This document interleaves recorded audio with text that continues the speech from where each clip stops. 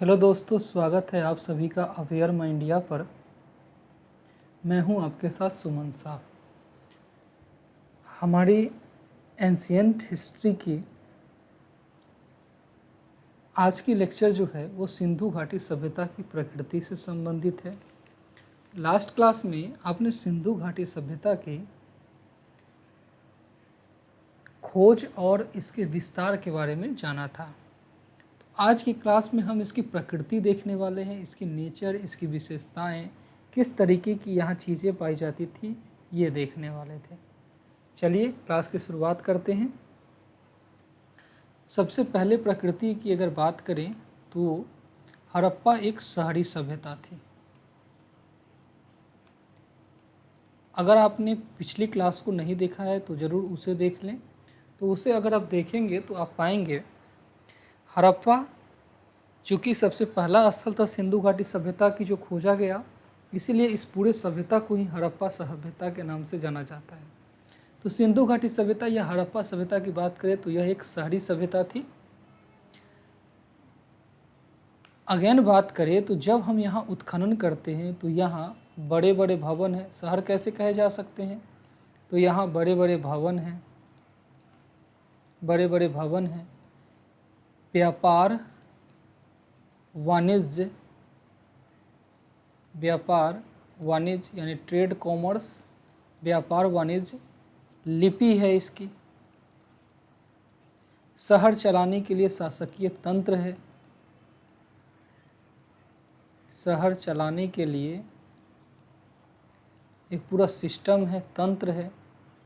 ये सब यहाँ दिखाई देता है और इन्हीं कारणों के आधार पर हम कहते हैं यह एक शहरी सभ्यता थी।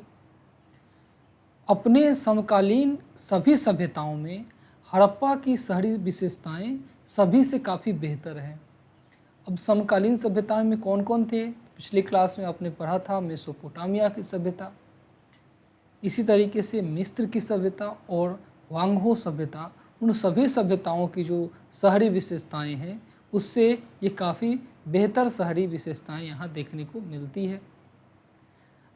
अगर बात करी जाए तो शहर निश्चित योजना के साथ बना था, यानी शहर जो बनाया गया था वह एक निश्चित योजना के साथ बनाया गया था। शहर निश्चित योजना के साथ बना था और इस निश्चित योजना में एक चीज़ ध्यान देंगे, प्रत्येक शहर दो भागों में बटा था। एक ऊपरी टीला जो छोटा होता था और एक निचली टीला था जो थोड़ा बड़ा होता था। तो शहर निश्चित योजना के साथ बने हैं, ऊपरी टीला और निचले टीला के रूप में। तो शहर निश्चित योजना के साथ बना हुआ था। प्रत्येक शहर दो भागों में बटा हुआ है। अधिकांश की बात कर रहे हैं, एक आध दो ऐसे होंगे जो नहीं होंगे। तो अधिकांश शहर दो भागों में बटा था, अधिकांश शहर दो भागों में बटा हुआ था। ऊपरी टीला और निचली टीला। अधिकांश शहर दो भागों में बटा हुआ था, एक है ऊपरी टीला और निचली टीला।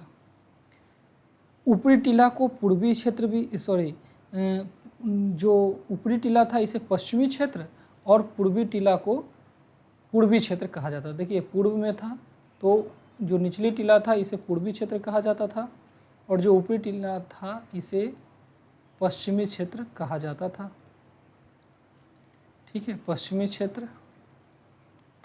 तो ध्यान देंगे जो पूर्वी क्षेत्र था यानी ये वाला क्षेत्र ये दुर्गीकृत नहीं होता था, जबकि पश्चिमी क्षेत्र दुर्गीकृत होता था, यानी यहाँ बाउंड्री वाल की गई थी।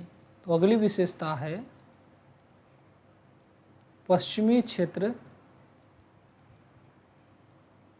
दुर्गीकृत था, पश्चिमी क्षेत्र दुर्गीकृत था, जबकि पूर्वी क्षेत्र दुर्गीकृत नहीं होता था। पश्चिमी क्षेत्र दुर्गीकृत होता था जबकि पूर्वी क्षेत्र दुर्गीकृत नहीं होता था, यानी बाउंड्री वॉल नहीं की होता था। और पश्चिमी क्षेत्र को ही एक अन्य नाम के रूप में हम यहाँ इसे क्या कहते थे?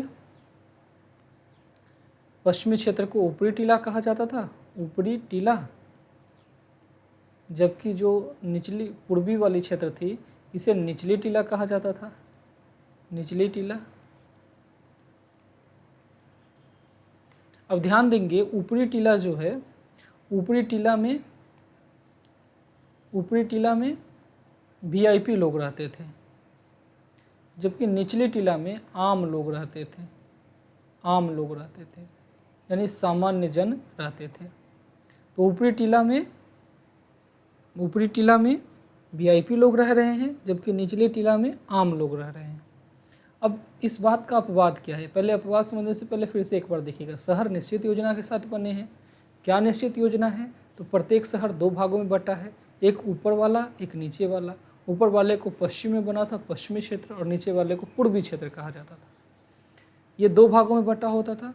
मैंने कहा ऊपरी टीला, निचली टीला। आपने देखा पश्चिमी क्षेत्र, पूर्वी क्षेत्र। पश्चिमी क्षेत्र दुर्गीकृत है, ऊपरी टीला कहा जाता था इसे, इसमें वीआईपी लोग रहते थे। और पूर्वी क्षेत्र दुर्गीकृत नहीं होता था, इसे निचली टीला कहते थे, इसमें आम लोग रहते थे। इसका अपवाद क्या है? तो कुछ ऐसे शहर हैं जहाँ ऐसी कंडीशन नहीं पाई जाती है। तो कुछ ऐसे क्षेत्र का देखेंगे नाम कुछ। इसमें अपवाद में सबसे पहले हम लेते हैं लोथल और सुरकोटरा को। कई अपवाद आएंगे, लोथल एवं सुरकोटरा, नाम याद है, पिछली क्लास में आप इसे सुन चुके हैं। लोथल और सुरकोटरा में दुर्ग और प्राचीर नहीं, निचला टीला, दुर्ग और निचला टीला एक ही बाउंड्री वाल से घिरा हुआ है, यानी एक ही प्राचीर से घिरा हुआ है, एक प्राचीर से घिरा हुआ है। क्या मतलब हुआ? तो लोथल और सुरकोटरा में शहर एक ही भाग में बटे हुए हैं, यानी दोनों को एक ही बाउंड्री वाल की गई है। तो जो अलग अलग वाला अंतर था, ये अलग अलग तो मिट गया।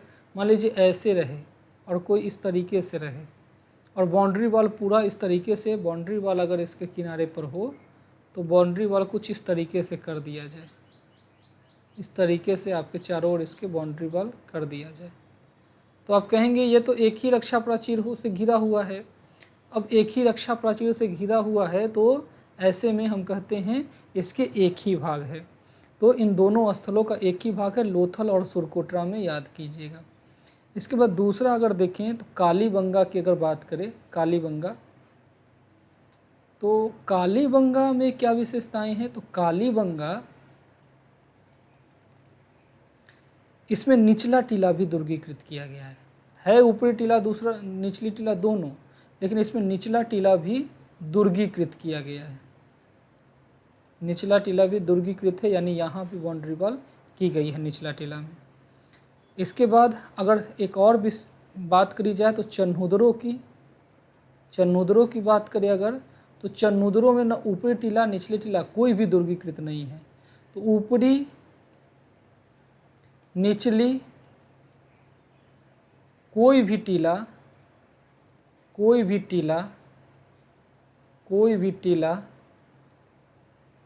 दुर्गीकृत नहीं है। चन्हुदरों में ऊपरी और निचली टीला कोई भी टीला दुर्गीकृत नहीं है, ये बड़ी विशेषता हो गई। और लास्ट सबसे महत्वपूर्ण अपवाद की बात करी जाए तो वो है धौलावीरा में। और धौलावीरा में जो शहर है वो 3 भागों में बटा हुआ है। धौलावीरा में शहर के 3 भाग हैं। हर जगह कैसा होता था, एक ऊपरी टीला निचली टीला, लेकिन यहाँ शहर 3 भाग है, यानी ऊपरी और निचली के बीच में एक बीच वाला भाग भी है। तो पूर्वी ये हो गया आपका पश्चिमी वाला, ये पूर्वी वाला, और बीच में एक यहाँ पे मध्यमा का भी क्षेत्र है। तो ध्यान रखेंगे। तो इस तरीके से आपने क्या देखा, शहर हर जगह 2 भागों में बटा था, ऊपरी टीला और निचली टीला। पश्चिमी टीला को दुर्गीकृत कर देते थे और इसमें वीआईपी लोग रहते थे, ऊपरी टीला कहते थे। जबकि पूर्वी क्षेत्र दुर्गीकृत नहीं होता था, इसे निचली टीला कहते थे, इसमें आम लोग रहते थे। अपवाद क्या था? तो लोथल सुरकोटरा, इसमें दुर्ग और निचला टीला दोनों एक ही प्राचीर से घिरा है, यानी एक ही बाउंड्री वॉल की गई है।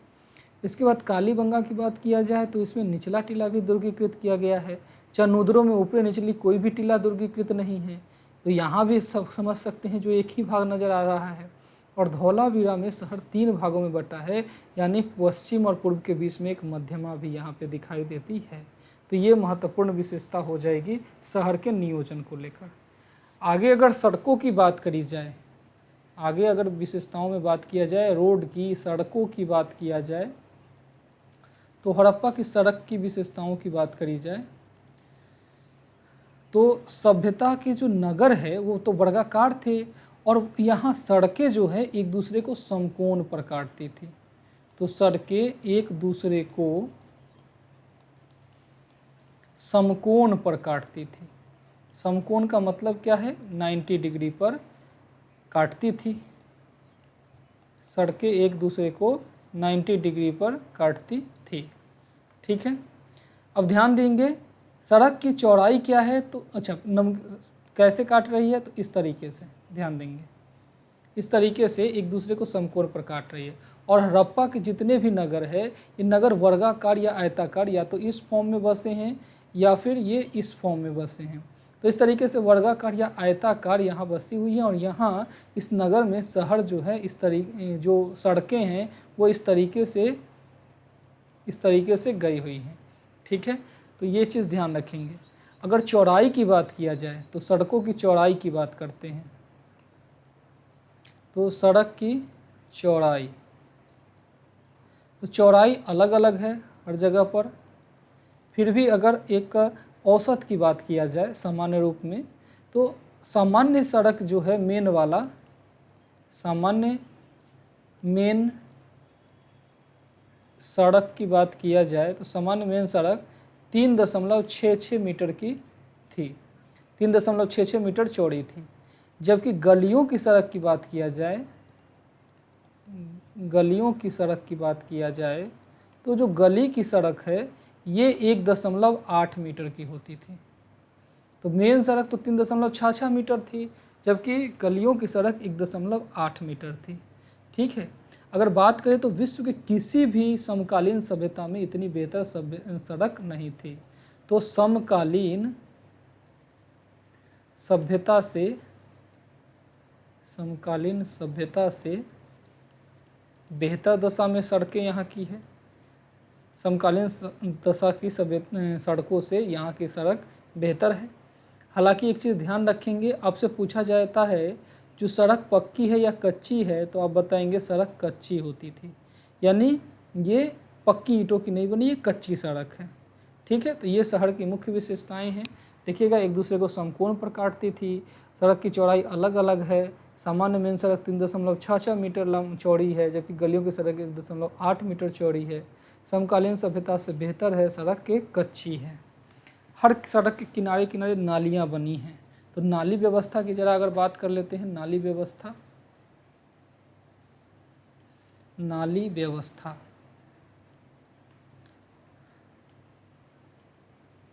सड़क में यही है, नाली व्यवस्था की भी चर्चा होनी चाहिए। नाली व्यवस्था, नाली व्यवस्था तो सभ्यता में काफ़ी बड़ी बड़ी एवं गहरी नालियों का निर्माण किया गया था। तो बड़ी एवं गहरी नालियाँ हैं, बड़ी एवं गहरी नालियाँ थी। ठीक है, बड़ी एवं गहरी नालियाँ थी और ये ढकी हुई है। नालियाँ जो है वो ढकी हुई थी, खुली नहीं है। कैसी है? ढकी हुई है। बड़े बड़े पत्थरों से इन्हें ढका गया था और नालियों का जो निर्माण है ये पक्की ईंटों से हुआ था। सड़कें कच्ची ईंटों से है, लेकिन नालियाँ जो है ये पक्की ईंटों की बनी है। तो पक्की ईंटों की बनाई गई थी ये, ताकि टूटे ना। जोड़ने के लिए चूना और जिप्सम का प्रयोग किया गया था। चूना तथा जिप्सम का प्रयोग कर, चूना तथा जिप्सम का प्रयोग कर जोड़ा गया था, जोड़ा जाता था। चूना तथा जिप्सम का प्रयोग कर इन्हें जोड़ा जाता था। इसके बाद सोख्ता का प्रबंध किया गया था। सोख्ता, या हम कह सकते हैं सीवर का प्रयोग, जिसे हम कह सकते हैं मेन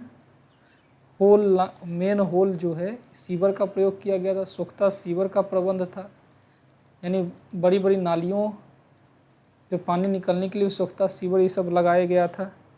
ठीक है, जैसे अगर हम आपको दिखाएं तो इस तरीके से अगर नाली गई है तो यहाँ किनारे किनारे सीवर लाइन भी बनी हुई थी। ठीक है, इस तरीके से मेन होल या सोख्ता जो है ये भी आपके यहाँ पे बनाए गए थे। कुल मिला जुला कर अगर हम कहें तो नाली व्यवस्था काफ़ी उत्तम है, काफ़ी उम्दा है। तो नाली व्यवस्था अपने समकालीन किसी भी व्यवस्था से, या हम कह सकते हैं आज के हिसाब से भी काफ़ी उम्दा थी। ठीक है, प्रत्येक घर नाली से जुड़ा है, प्रत्येक घर नाली से जुड़ा था, प्रत्येक घर नाली से जुड़ा था। ठीक है, केवल छोटे बड़े शहर ही नहीं, छोटे छोटे शहर भी नाली से जुड़े थे, नाली व्यवस्था से जुड़े थे। छोटे शहरों में भी नालियों का जाल बिछा हुआ था, छोटे शहरों में भी नालियों का जाल दिखाई देता है। ठीक है, बस्ती में भी बेहतर नालियों का निर्माण यहाँ पे किया गया था। काफ़ी बेहतर व्यवस्था नालियों की कही जा सकती है ओवरऑल। तो आप देख सकते हैं नालियों में किस तरीके से यहाँ नाली व्यवस्था काफ़ी उन्नत दिखाई दे रही है। इसके बाद अगर घरों की बात किया जाए, आवास की बात किया जाए,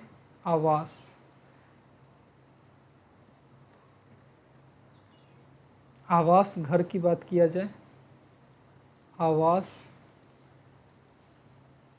घर की बात अगर हम करें तो घर जो इस सभ्यता के हैं वो उपयोगितावादी दृष्टिकोण को लेकर बनाए गए हैं, उपयोगितावादी दृष्टिकोण से प्रेरित समझ में आते हैं। उपयोगितावादी दृष्टिकोण, क्या मतलब है उपयोगितावादी दृष्टिकोण का?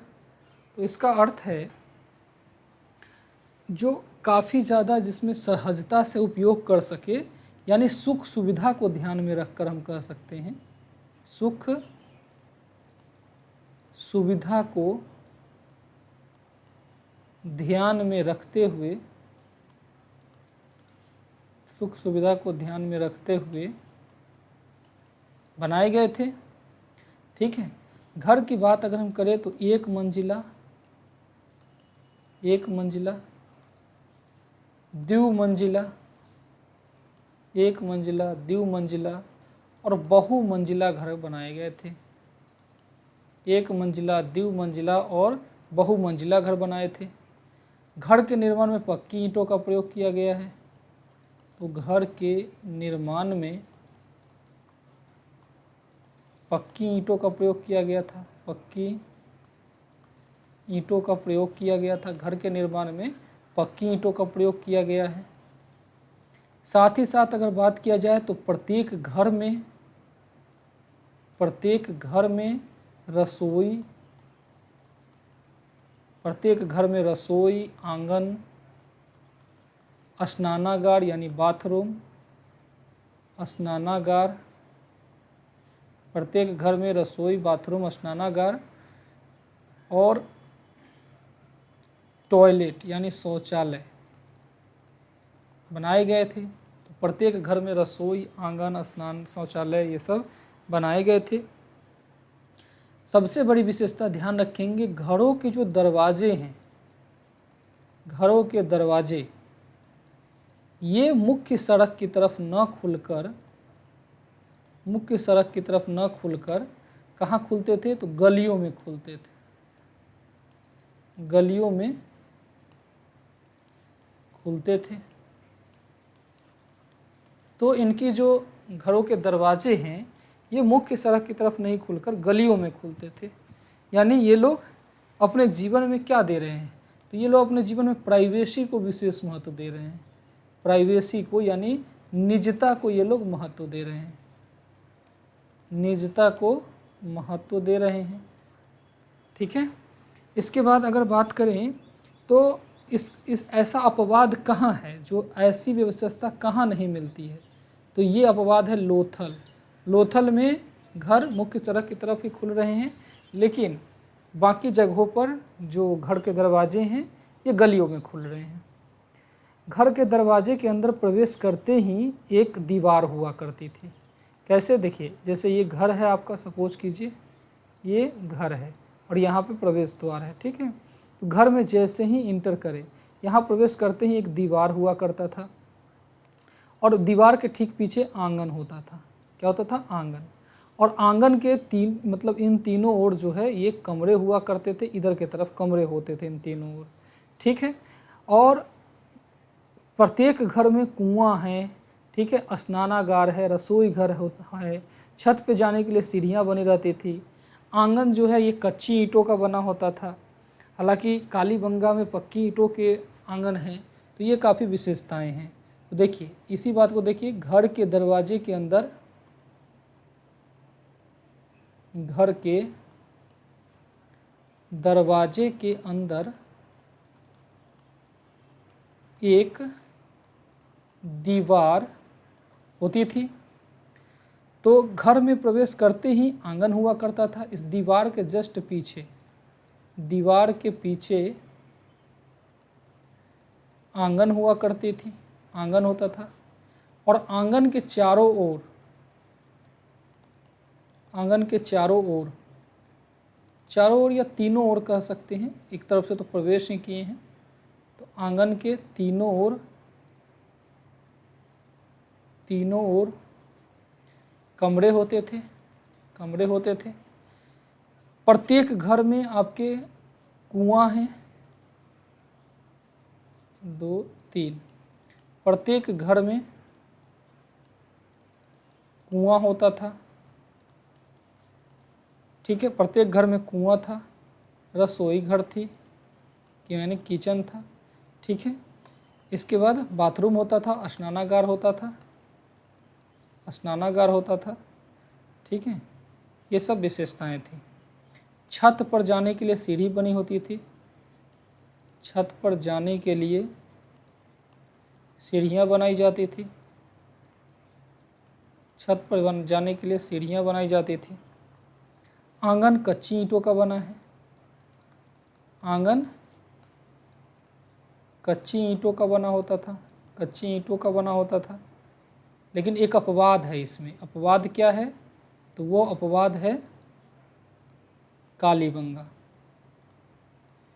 क्या अपवाद है? तो कालीबंगा में आंगन पक्की ईंटों की बनी है, तो यही अपवाद है।